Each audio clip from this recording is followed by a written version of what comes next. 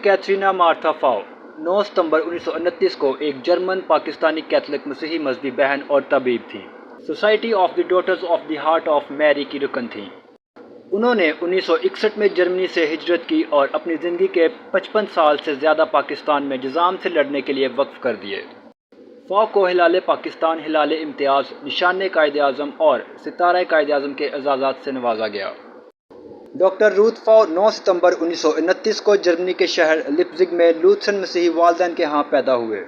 इनकी 4 बहनें और एक भाई था। 1950 की दहाई के दौरान इन्होंने मेंस यूनिवर्सिटी में तिब की तालीम हासिल की।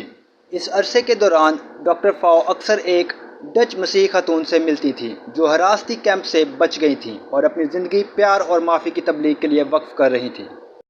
अपने तिब्बी मुआयने को मुकम्मल करने के बाद डॉक्टर फाउ अपनी तिब्बी तालीम को जारी रखने के लिए मारबर्ग चली गईं।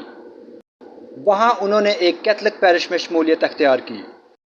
1960 में वीज़ा जारी होने का मतलब था कि इन्हें कराची में रहना पड़ा।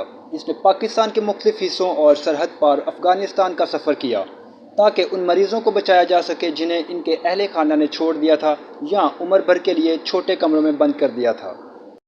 1960 में 31 साल की उम्र में डॉक्टर फाउ ने अपनी बाकी ज़िंदगी पाकिस्तान के लोगों में निज़ाम के फैलाव के ख़िलाफ़ जंग के लिए वक्फ करने का फ़ैसला किया।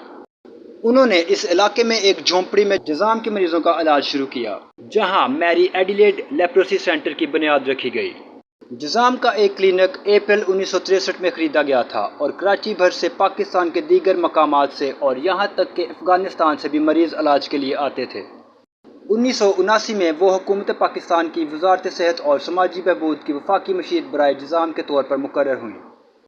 डॉक्टर रूथ फाउ पाकिस्तान के दूर दराज इलाकों में गए जहाँ निज़ाम के मरीज़ों के लिए तिब्बी सहूलियात नहीं थी।